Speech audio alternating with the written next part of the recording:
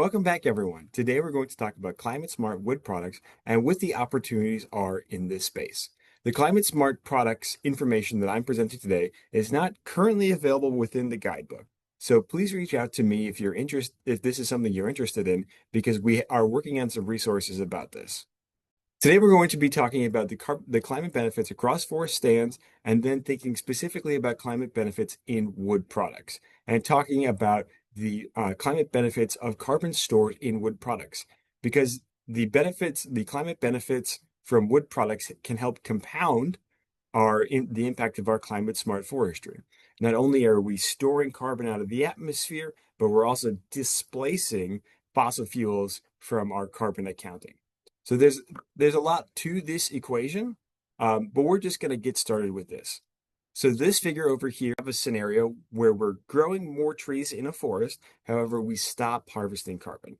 So while for a short time we do increase carbon benefit in our forest because the trees are growing, so we're capturing carbon out of the atmosphere, we're unfortunately not able to store that carbon, in the long term, because eventually trees will die and then they'll decompose and release that carbon back into the atmosphere as a normal part of the carbon cycle.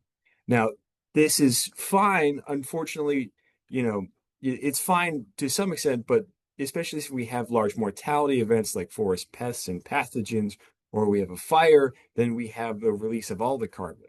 Additionally, we're not going to see any of the replacement effects, that can happen, when we replace a non-renewable resources like gas and oil, or plastic, furniture, and stuff like that with wood products. So we'd like to avoid a scenario like this. So instead, we're going to think about, a scenario that's a little bit more climate friendly like this.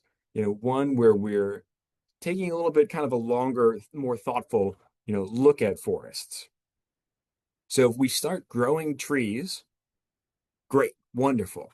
Then, we can start to, think about managing those forests in a way that's beneficial for the climate. So if we, you know, when we're growing our trees, we can start to, harvest them in a climate smart way. So, we have, good forest regeneration and healthy forests. Then we can process those trees into long-lived wood products, thereby, increasing the potential carbon storage life, instead of that, especially if we're thinking about Pennsylvania forest, instead of that oak log sitting on the ground and slowly decomposing over, dozens of, tens to 10 years to a dozen years, instead of decomposing and releasing that carbon back into the atmosphere, we could make it into a table like the desk that I'm using today. And that can store that carbon out of the atmosphere for a much longer time. Also, we're displacing, non-renewable carbon-based products. For example, plastic, which is a fossil fuel based product. By using a wood product like this table, I'm holding that carbon out of the atmosphere, and I'm preventing the release of additional carbon, like would be done if we made a plastic table. Once this desk is done being a desk, we can, reuse it into other things. For example, we can make biofuels out of this desk. We could incinerate it to make electricity, or it could go on and be put into a landfill. These are, we obviously want to try to avoid landfilling wood products, but it does happen. And that can actually be a place where we're, putting some carbon aside for a long time. Obviously, there's also some decomposition in landfills, and they do release methane, so we want to try to avoid that. So one of the things that we really want to take away from this slide is, growing trees is fantastic, but where we can really get a huge climate benefit out of forests is in our long-lived wood products, because we're keeping that, wood product out of, we're keeping the carbon out of the atmosphere in the form of a wood product. We're allowing more trees to grow in our forest, and we're preventing the release of carbon from other sources, like plastics or glass or non-renewable energy sources. So that's the huge benefit of wood products, is a long-term carbon storage as well as displacing other non-renewable resources. Okay, so we talked about, some more of a conceptual model. Let's look at some real life models. So this is a home in Milton, North Carolina, that is a great example of paying attention to the whole conveyor belt of inputs and outputs and of the potential climate benefits over time. So this home was originally built in 1840s and it's about 180 years old. It was built using, very traditional wood peg construction, and most things were made of wood, sometimes a little bit of brick when we look at the chimney. But everything that we're here was, done mostly without the use of fossil fuels. So the climate cost of this house is fairly minimal. I'm sure there's a little bit of probably, coal use in making the nails, but outside of that, not much. Okay. So the climate cost was very minimal, and the carbon was taken from nearby forests, which, when they are harvested sustainably, allows them to, grow and regenerate in a sustainable fashion. Um, so that the growing of those trees probably started, 300 years ago from today. These trees were probably 100-ish to, 160 years old when they were cut to build that house. Those trees then were sawn into boards, like in this wood floor down here, and stored, in this landscape for 300 years. That's pretty good carbon storage.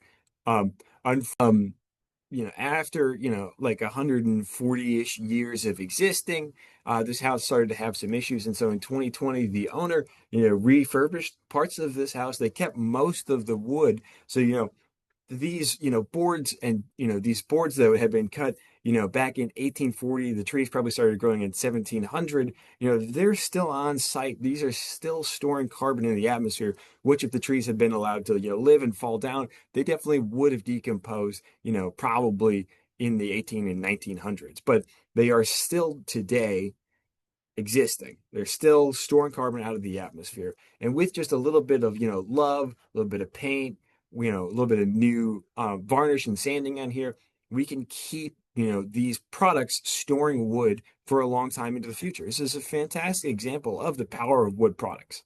So let's dig into some of the research behind this. So this is a study done on pine products from a loblolly pine stand in the Southeast. So that's where this is all taking place. If you want to really dig into this study, I encourage you to just look at the paper. Here it is right here. All right. So we can see on the left, we see tons of carbon, and here we have years. Then we also have the various carbon pools. So for example, we have chips, we have long-lived wood products, and then this is total carbon stored. Oh, sorry. This is the substitution effect. The substitution effect, remember, that's when you're replacing non forest product, you're replacing non, sustainable products with sustainable products. So, for example, we're replacing, a plastic chair with a wooden chair. Okay, so let's kind of really dig into this.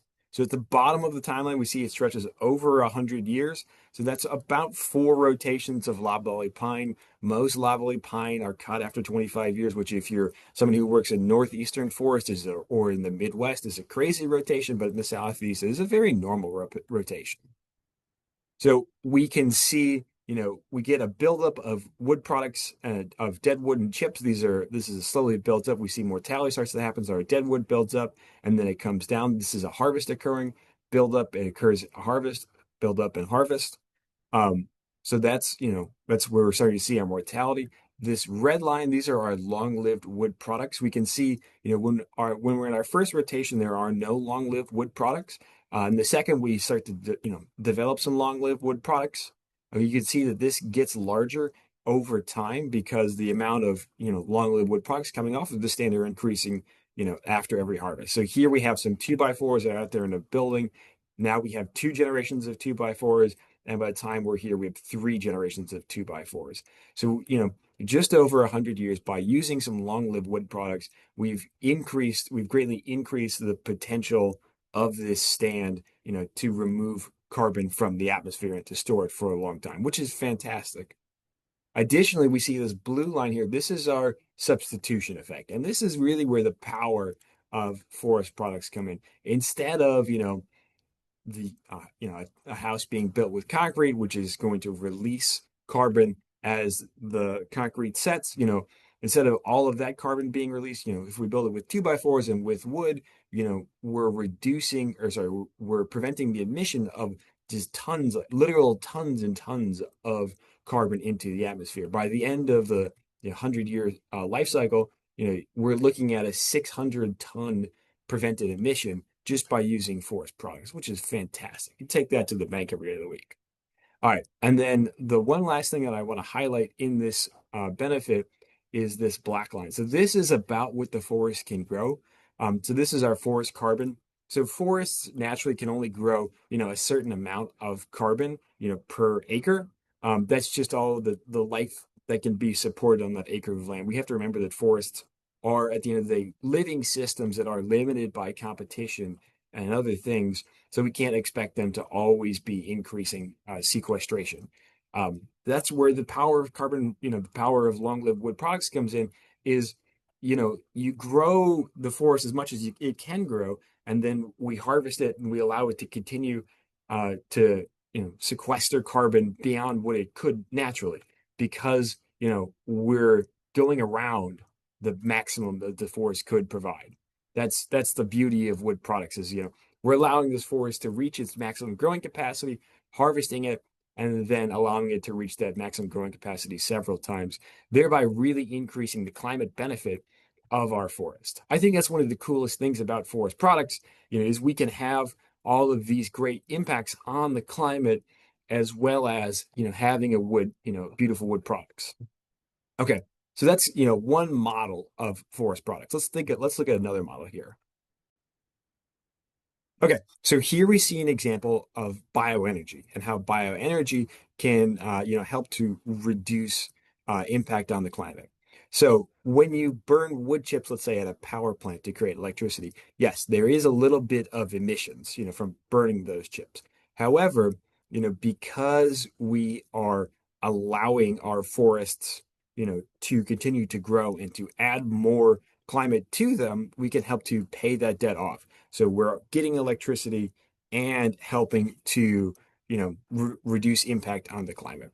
So let's talk about how this works. So if we assume that a forest will go unharvested, this is what that looks like. Now, this is, this graph is time. So this is years, and this is ecosystem carbon. This is a bad assumption. We know at some point something is going to happen to this ecosystem. It could be a hurricane, it could be a pest, whatever. So we do know this model right here is a little bit flawed. So let's just pretend it does. All right. So this is what a forest would do if it wasn't harvested. But if we harvest that forest and we use that product, eventually, because we're allowing the forest to regenerate and grow, we can have that impact on the forest, and we can meet that, we can meet both human demand for electricity, as well as, because the forest regenerates, the impact on the climate. So, there are currently some registry protocols that are starting to include climate smart wood products. Here's one example from Verra. This is just one example. Hopefully, we're hoping that there'll be a lot more. So if you really want to dig into the potential carbon impacts of climate smart wood products on a regional level, as well as, kind of slightly by, wood type a little bit, you can really dig into it with this information here. I'm hoping that we'll see a lot more registries and offset programs really start to take advantage of wood products and think about that, as there's a lot of potential in wood products. Long-lived wood products represent a fantastic way to increase the climate impact of forests and forest carbon. We can see they have a long output, and there's a lot of opportunities for long-lived wood products and other wood products to gain more traction for their climate impact. A quick reflection question for you all to think of as we end the video today. How could harvested wood products be highlighted as a climate solution in your area? You know, could you give landowners a sense of the impact of these products, as well as how they can participate in in a marketplace? As you see, climate smart wood products are a very new area. They're slow growing, but they're very important to the climate. They're slow growing in the carbon offset space, but they're very important to the climate and to the existing forest products industry. If you are watching this video on YouTube, we encourage you to check out our free online educator course. If you are taking the course, here are a quick reminder for you. Make sure to complete the evaluation survey and the comprehension check at the end of the module. You can leave any questions that you have in the question and answer form. See you next time. Welcome back.